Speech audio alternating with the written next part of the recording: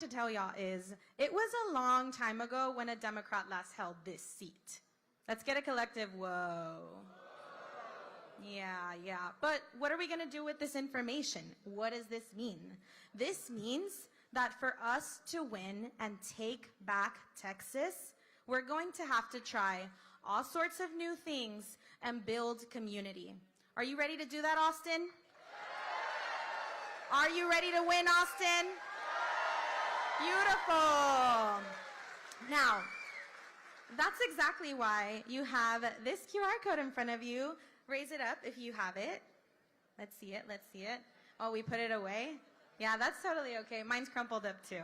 Alrighty, but we also have some volunteers who have these QR codes. If you are a REACH volunteer, put your QR code up. Beautiful. We have some all around. Let's give it up for our volunteers in the yellow vests. Love it. So, what is this QR code for? This QR code, I know QR codes might seem like, hey, it's technology and it's all these weird things, but it's actually a key to community. So this QR code, what it will do, it leads to an app called REACH. You'll download this app and then it'll upload your contacts and connect them to publicly available Texas voter files, where then you can send these texts out and remind folks to vote for James during early voting and on March 3rd. How does that sound? Now, I know it sounds like there's a little bit of hesitation. Trust me, I feel you. Some questions that are coming up. Is it going to steal my data? The answer is no. Let's hear it.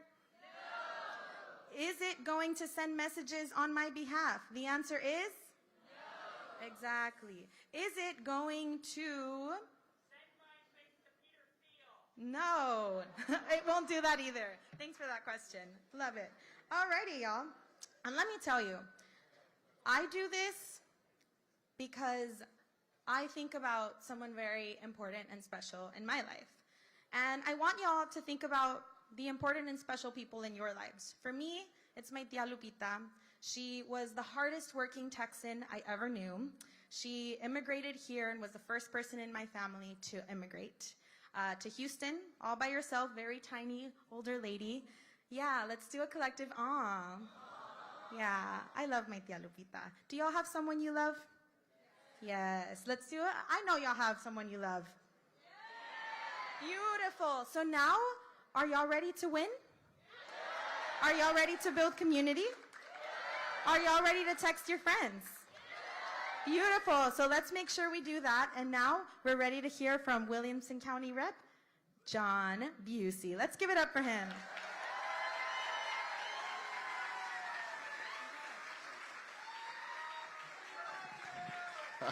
How's it going, Austin, Texas?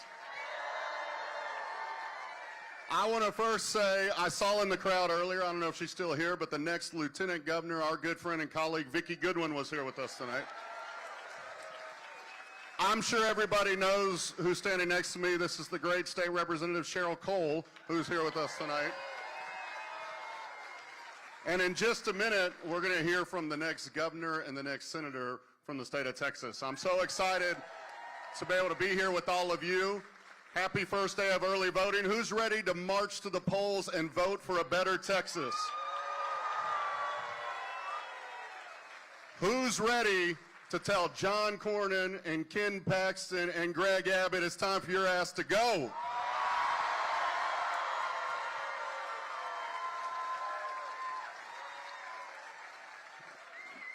Before we bring up the next governor, I want to just say a few words about my really good friend and desk mate. In the Texas legislature, there's 150 of us, 149 on the floor, and you're assigned 2 to a desk.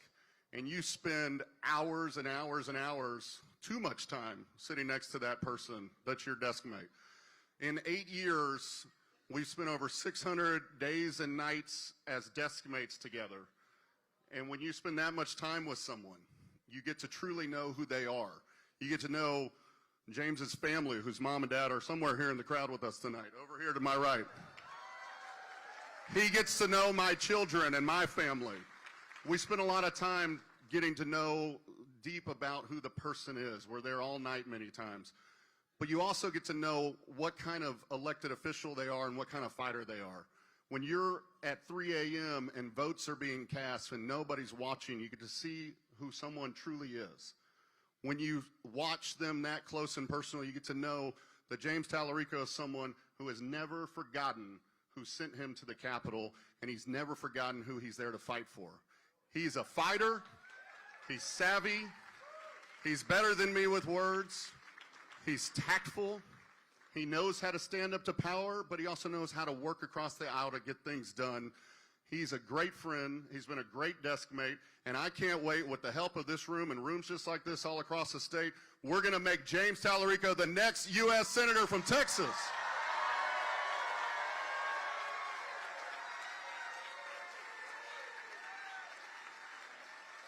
And let me say something about the next governor from Texas, who sits just to the other side of James.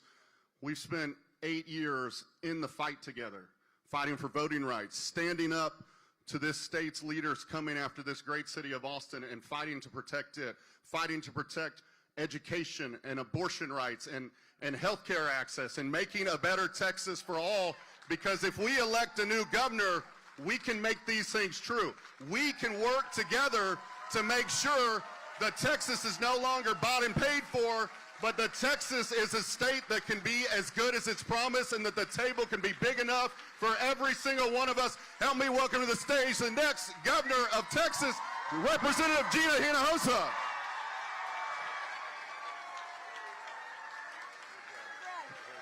job. All right.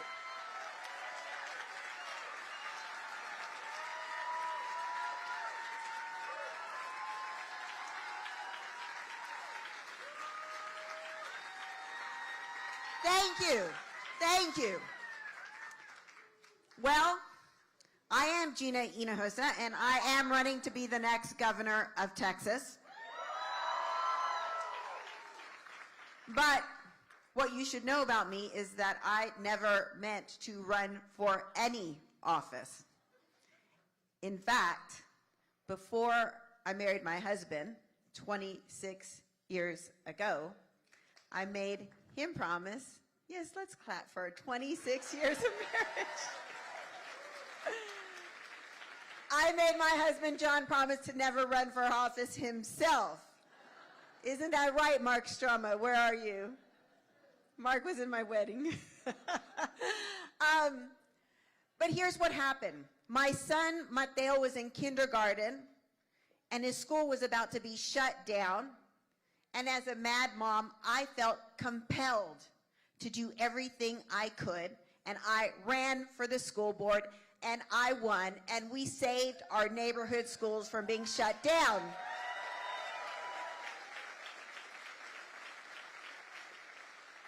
And I want to take a minute to share the wonderful news that was released today, that here in our Austin Independent School District, the Texas Education Agency finally relinquished control of our school district.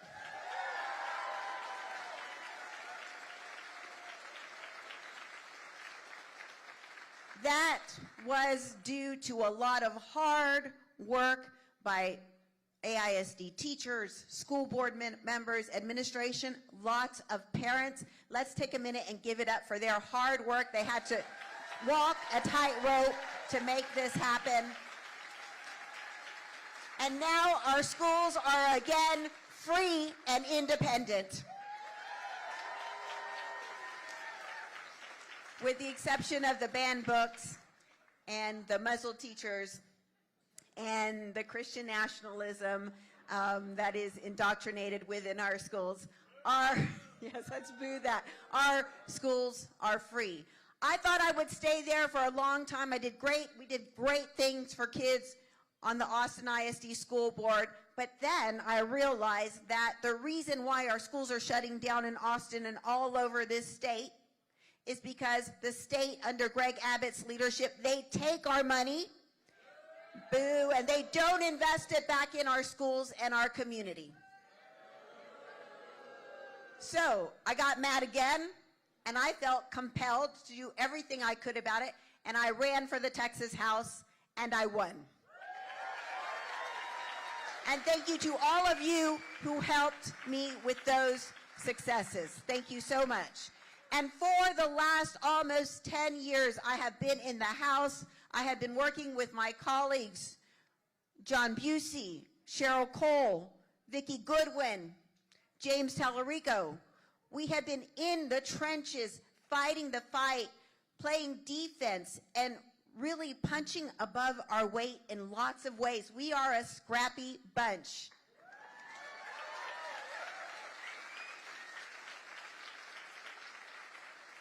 In 2019, we won historic investment in our neighborhood schools. In 2021, we saved voting rights and free and fair elections by breaking quorum to protect your right to vote and your voice.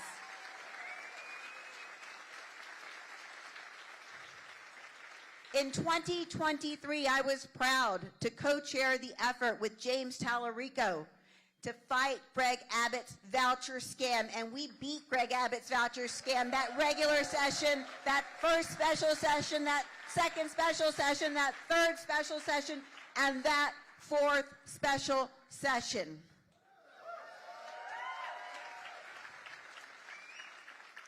And you should know I got elected with Donald Trump. It has been a hard fight over these too many years. And while we have played defense so well, we are a strong defense, we have lost a lot.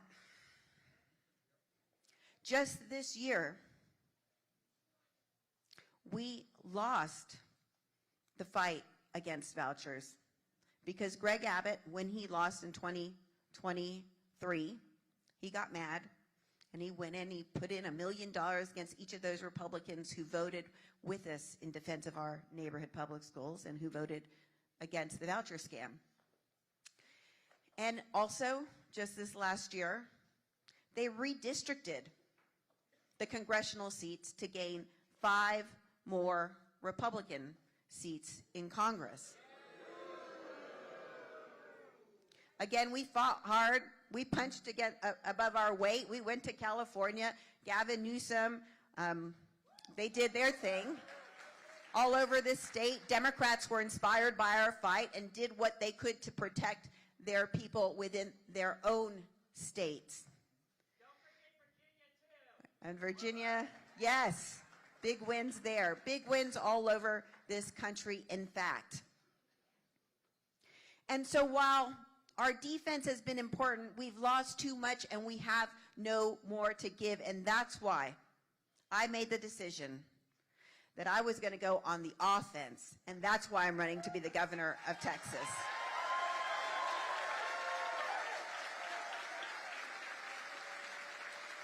Because it's time we had a governor that lifted up the people of Texas instead of the weak governor that we have that tries to divide us and punch down to distract from his corruption. That is the governor I will be, and let me tell you what is possible. John Busey and James Talarico, they got elected in 2018. 2018 was the last time we had a midterm election with Trump in the White House. We swept in Texas. Democrats picked up 12 seats in the Texas House.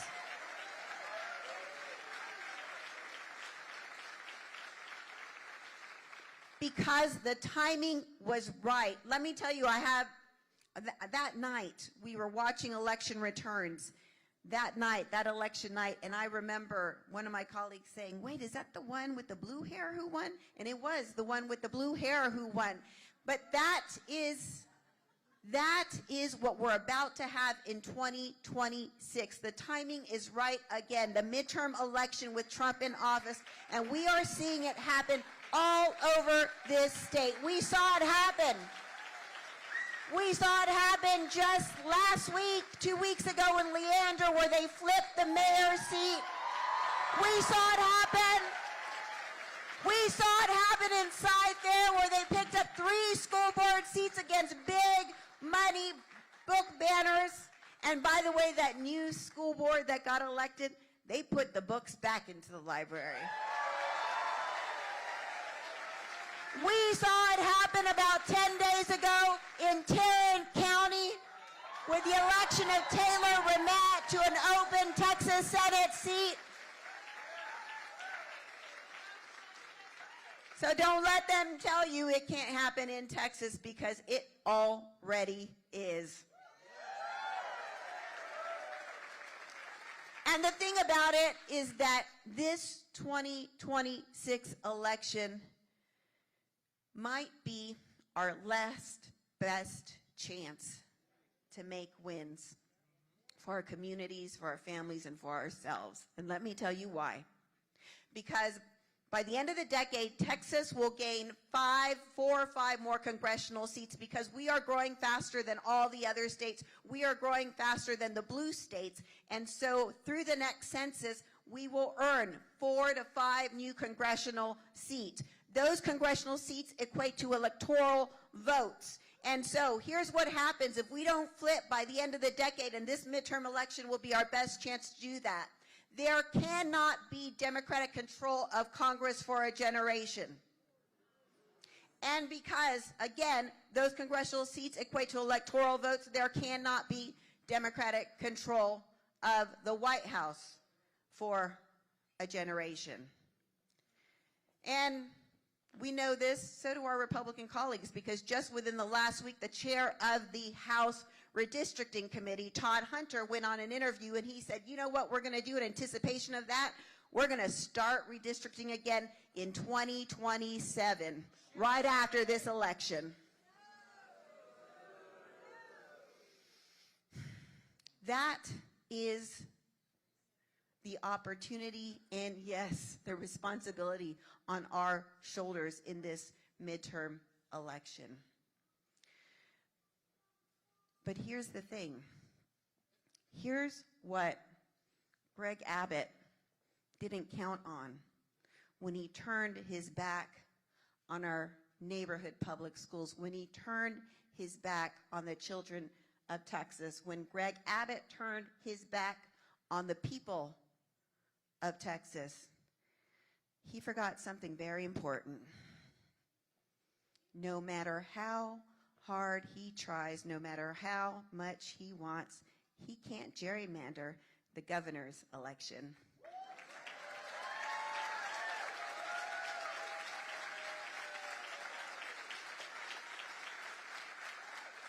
And that's why, when I'm governor, I'll veto their rigged maps. And the other thing they forgot is no matter how hard they try, they cannot gerrymander the U.S. Senate seat. And so I am so proud to introduce my friend and colleague and fighter for our neighborhood public schools and for our Texas kids, James Talarico.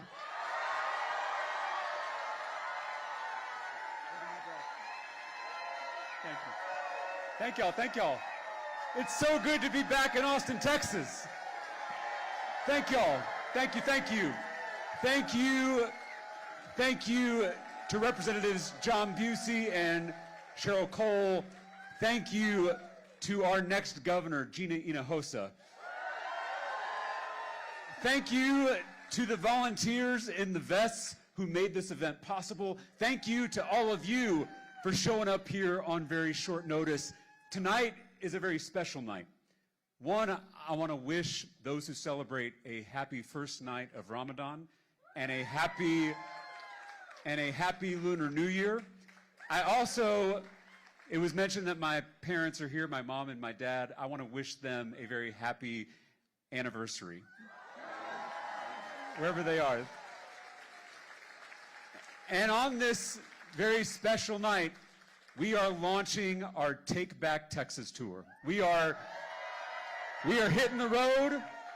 We're hitting the road. We're going everywhere. We're talking to everyone. We're not writing off any voter. We're not writing off any community, because that is how we're going to win this state in November. And And the 24 hours before this tour launch has been something else. Last night, I filmed an interview with Stephen Colbert on The Late Show. And as you probably know by now, Trump's FCC colluded with corporate media executives at CBS to keep that interview off the air. But I think it's safe to say that their plan backfired. I think Donald Trump and his billionaire friends know that we're about to take back Texas. And these are the same people who ran against cancel culture. And now they're trying to control what we watch, what we say, what we read. And this is the most dangerous kind of cancel culture, the kind that comes from the top. They went after The View after I went on there. They went after Jimmy Kimmel for telling a joke they didn't like. They went after Stephen Colbert for telling the truth about Paramount's bribe to Donald Trump. Corporate media executives are selling out the First Amendment to curry favor with corrupt politicians. A threat to any of our First Amendment rights is a threat to all of our First Amendment rights. Whether you're a Democrat or Republican, whether you're conservative or progressive, the real fight in this country is not left versus right, it's top versus bottom.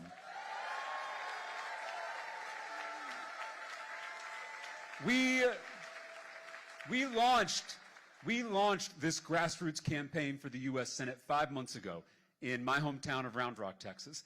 And since then, hey, some love for Round Rock. And since then, we have had thousands of Texans showing up to rally with us in every corner of this state, from Beaumont to El Paso, from Amarillo to Brownsville, and everywhere in between. And I can't tell you how many people come up to me at the end of these events and whisper, "I'm not a Democrat," like it's some kind of secret. We have recruited more than 22,000 volunteers who are doing the organizing work across this state to win in November. And we have shattered grassroots fundraising records without taking a dime from corporate PACs. This is a people-powered movement to take on this broken, corrupt political system. This is truly a campaign of, by, and for the people. We are bringing people together not just to win an election, but to fundamentally change our politics. Our country is so divided that we can't even share the Super Bowl anymore. 2 different halftime shows for 2 different Americas in 2 different realities. Bad Bunny, one of my favorite artists, put on one of the best Super Bowl halftime shows of all time. And then I saw Kid Rock, someone I grew up listening to. I saw that he put on a counter concert, which I didn't even know that was a thing. What compels people to protest that beautiful halftime show? I think it's fear. Fear of the unknown, fear of change, fears that we all struggle with. But there was nothing to be afraid of in that halftime show. Just joy and unity and love. Because in the words of Scripture, love casts out fear. Or in the words of Bad Bunny, the only thing more powerful than hate is love. That word love is maybe the most important word in the English language. It's certainly the most important word in all of our lives. And yet, we rarely hear it spoken in our politics. My granddad was a Baptist preacher in South Texas, and he told me when I was real little that we're supposed to follow Jesus' 2 commandments, to love God and love neighbor. Jesus could have told us to love our immediate family members or our close friends. Those would have been easier commandments to follow.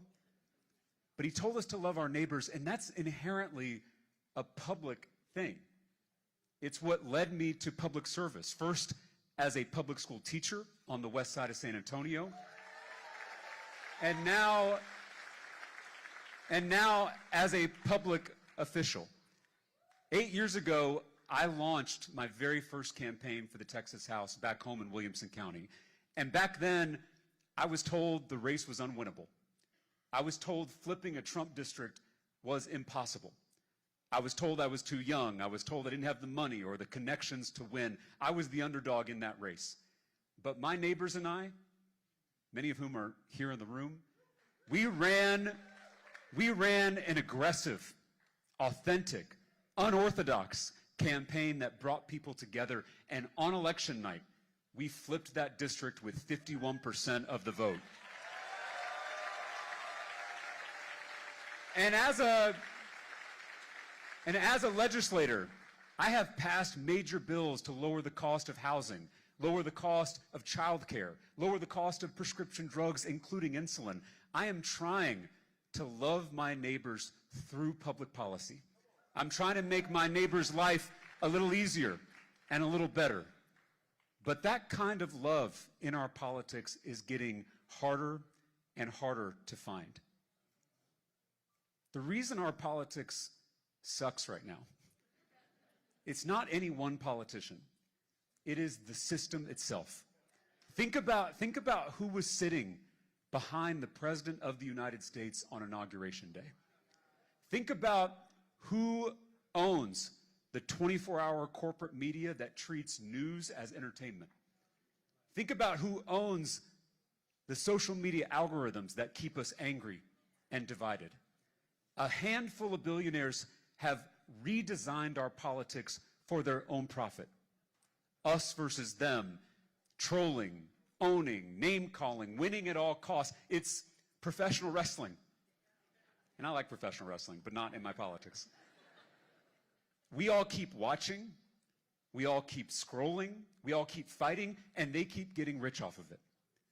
They divide us by party, by race, by gender, by religion, so we don't notice that they are picking our pockets, that they are closing our public schools, they are gutting our health care. They're raising taxes on all of us while they cut taxes for themselves.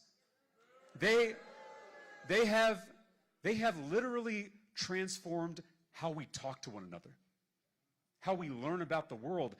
It's the reason you and your MAGA uncle, who you used to get along with just fine, you both now live in completely separate realities. Politics shouldn't feel this way. Politics is just another word for how we treat our neighbors, and we should treat each other a lot better than this. We can transform this broken, corrupt political system. They may have the money, but we have the majority. But it will require us coming together across all these manufactured divisions. Fight the system, not your neighbor. There is something deeply broken in America. Our political system is broken. Our economic system is broken. Even our relationships with each other feel broken. And that's because the most powerful people in the world want it that way. I mentioned that my faith teaches me to love my neighbor as myself. Not just my neighbor who looks like me. Not just my neighbor who prays like me. Not just my neighbor who votes like me. I am called to love all of my neighbors the way I love myself. And that's because despite our many differences, despite our many disagreements, we all want the same things. A safe neighborhood, a good job with good benefits, a high-quality, well-funded public school, and the ability to see a doctor when we need one. I am so tired of being pitted against my neighbor. I am so tired of being told to hate my neighbor. It's been more than 10 years of this kind of politics. Politics as blood sport. Politics as total war. It tears families apart, it ends friendships, and it leaves us all feeling terrible all the time. As I travel this state, I get the sense that across the political spectrum, there is a deep hunger for a different kind of politics. Not a politics of hate, not a politics of fear, not a politics of division, but a politics of love. A love for the state, a love for this country, and a love for all of our neighbors. A love that can heal what's broken in America. When I was in Laredo, Texas, my mom's hometown, just a few days ago, and a man stood up and asked me a question. He said, "Isn't love too weak for this moment?" And I thanked him for asking that question because I think some of us have the same thought sometimes. I told him that in my faith, love is the strongest force in the universe. Love is not passive. Love is not neutral. Love is not weak. Love sometimes requires that we stand between the bullies and the bullied. Love sometimes requires that we look evil in the eye and not blink. Love sometimes requires that we flip over the tables of injustice. That kind of love has always been a threat to the powers that be. That kind of love is revolutionary. That kind of love is radical. That kind of love is creative. Hate is boring. Hate is predictable. Hate can't lower our energy bills. Hate can't teach a child how to read. Hate can't build a future. But what hate can't do, love can. Love can turn a student into a scholar.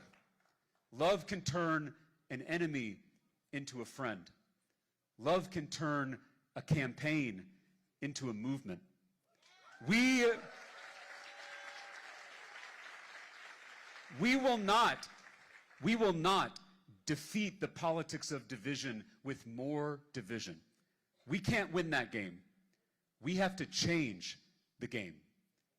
This campaign is rooted in a fierce, aggressive love for this state, for this country, for our neighbors. And in my experience, when you extend an open hand rather than a closed fist, you'll be surprised by who takes that hand. If you hate politics and you've never voted before, you have a place in this campaign. If you have voted for Democrats, but you're tired of DC Democrats always folding, you have a place in this campaign. And if you voted for Donald Trump, but you are fed up with the extremism and the corruption in our government, you have a place in this campaign.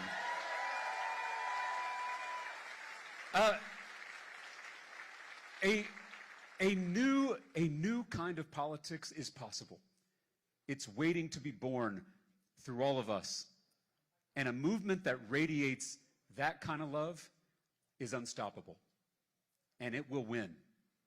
And we have a moral imperative to win. As we speak, we are seeing the consequences of losing elections all over this country. We have a secret police force terrorizing our neighbors here in Texas and across America. ICE shot a mother in the face. ICE kidnapped a 5-year-old boy. ICE executed a man in broad daylight on our streets before our very eyes. It is time to tear down this secret police force and replace it with an agency that is actually going to focus on public safety for all of us. It is past time. It is past time to impeach Secretary Kristi Noem. It is past time to prosecute agents who have abused their power. And when we win a Senate majority, we will haul these masked men before Congress so the world can see their faces. These masked men are waiting in school pickup lines. They are lurking in hospital waiting rooms. This is not law enforcement. This is something else. They say it's about law and order, but they're waiting outside courthouses, arresting people who are following the law and showing up for their immigration hearings. They say it's about the economy, but they're deporting the very people who keep our economy running.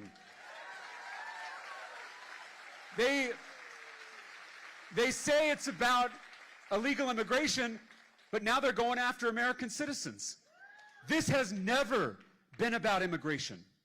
This has always been about control. The best way to control a population is to keep people afraid. Keep them looking over their shoulder, keep them in line. Don't draw attention to yourself. Don't criticize the state. Don't speak your mind, otherwise you'll be disappeared or even killed. No more secret police. No more masked men. No more disappearing people.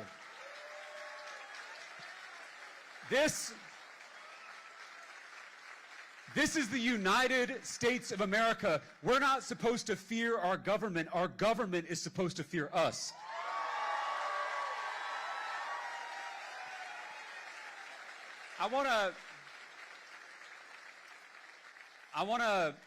Y'all know that in addition to my public work as a public official and as a candidate for office, but you may not know that I'm currently a student in seminary, studying to become a minister like my granddad one day.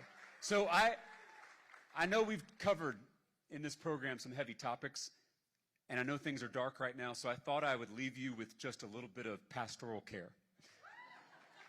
There is a lyric from a great American songwriter that I've been thinking about. John Prine wrote, "I really love America. I just don't know how to get there anymore." That's enough to break your heart. And when I'm feeling this way, there's a verse of scripture that I return to, and I hope it can be a gift to you whether you're religious or not. It's in the Gospel of Luke when Jesus says something really strange. He says, "Blessed are you who weep." And that's a strange thing to say, because how can someone who's weeping be considered blessed? In our culture, we tend to avoid grief. But I think we forget that grief can be fertile soil. Sometimes we see the world most clearly through our tears. If your heart is breaking right now, as you watch what's happening to our beloved country, it means you still have a heart. I want you to trust that. I want you to protect that, because that is what's going to get us out of all this. There has never been a more important time to be a human being.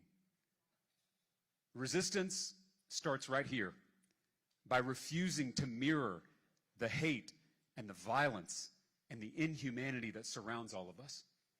In a time of shadows, we must shine our light. The fact that all of you showed up here speaks volumes. Like many of you, I'm tempted by hopelessness. But then I look out on this crowd, and suddenly I feel a little bit of hope again. And a little bit of hope is a dangerous thing. The fact that you're all here, it means you haven't given in to hopelessness. And that means the bullies haven't won yet. Action is the antidote to despair. You can't wring your hands when you're rolling up your sleeves. We have a lot of work to do, Austin, but together we will win this election. We will take back our state, and we will take back our country. Because